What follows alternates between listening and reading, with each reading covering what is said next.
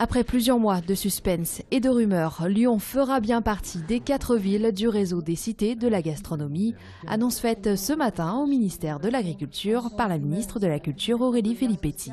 Le réseau des cités de la gastronomie a le but de présenter ce qu'est le repas gastronomique français, c'est-à-dire un temps particulier pour faire ce repas et un temps pour le préparer. Et il y a un objectif de transmission vis-à-vis des jeunes générations. Avec les villes de Dijon, Paris, Rungis et Tours, Lyon devra donc promouvoir le repas gastronomique français.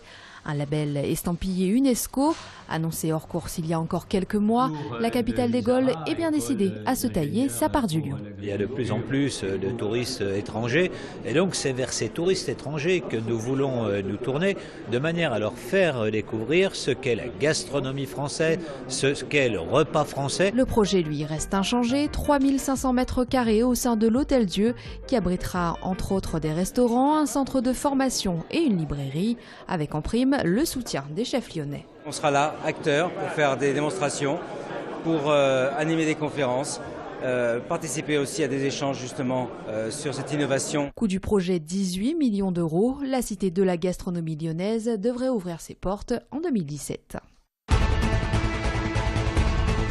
L'ancien footballeur lyonnais Ghislain Anselmini, mis en examen, écroué pour complicité dans une association de malfaiteurs à la suite d'une affaire rocambolesque révélée aujourd'hui par nos confrères du Progrès. Tout a commencé au mois de septembre dernier lorsque Fabrice Fiorez, autre ancien joueur formé à l'OL, échappe à une tentative d'enlèvement à son domicile de Savoie. Plusieurs individus sont rentrés dans sa résidence alors qu'il s'y trouvait avec son épouse et l'ont contraint sous la menace d'une arme à monter dans un 4x4. Fiorez s'échappera finalement par la fenêtre de sa voiture et quelques mois plus tard, le commando originaire de Lyon est arrêté.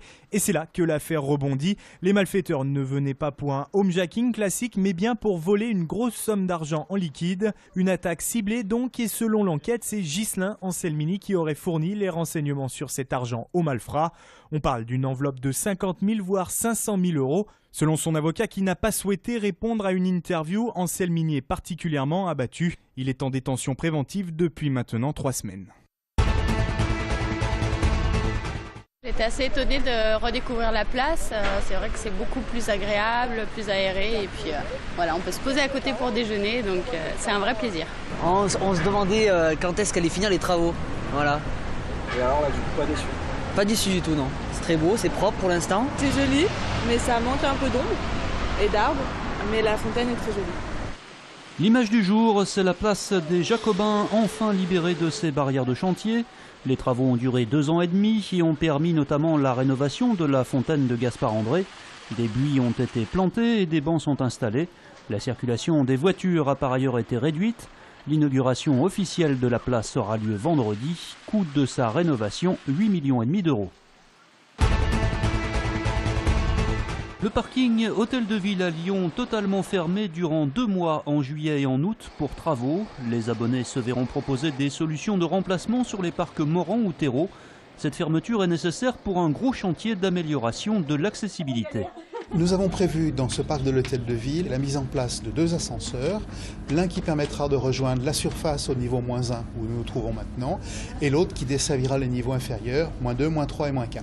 Ces travaux ont pour objet principal de permettre l'accessibilité aux personnes handicapées, mais ils permettront bien sûr un bien meilleur accès aux mamans avec des poussettes et puis à toutes les personnes qui ont un peu de mal dans les escaliers. Benjamin Boyer s'engage avec le club de Villefranche-sur-Saône. C'est donc dans le Rhône que l'ouvreur va sans doute terminer sa carrière dans un club tout juste promu en Fédéral 2, l'équivalent de la 4e division. Formé à Vienne, puis passé par Bourgoin durant 13 saisons et Bayonne, Benjamin Boyer, aujourd'hui âgé de 33 ans, a joué 5 matchs avec l'équipe de France. Ça y est, les invites reprennent leur quartier à Villeurbanne. Durant 4 jours, l'art de rue va de nouveau être à l'honneur. 18 groupes de musique, une quarantaine de compagnies, 70 000 personnes dans les rues, un joyeux bazar qui dure depuis 11 ans déjà.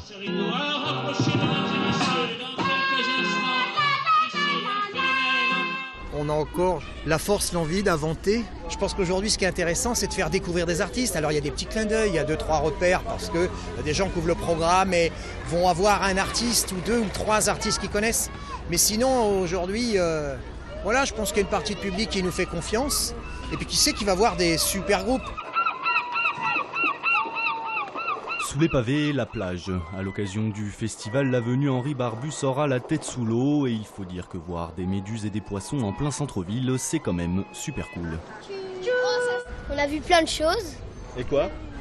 D'abord, on a vu un aquarium.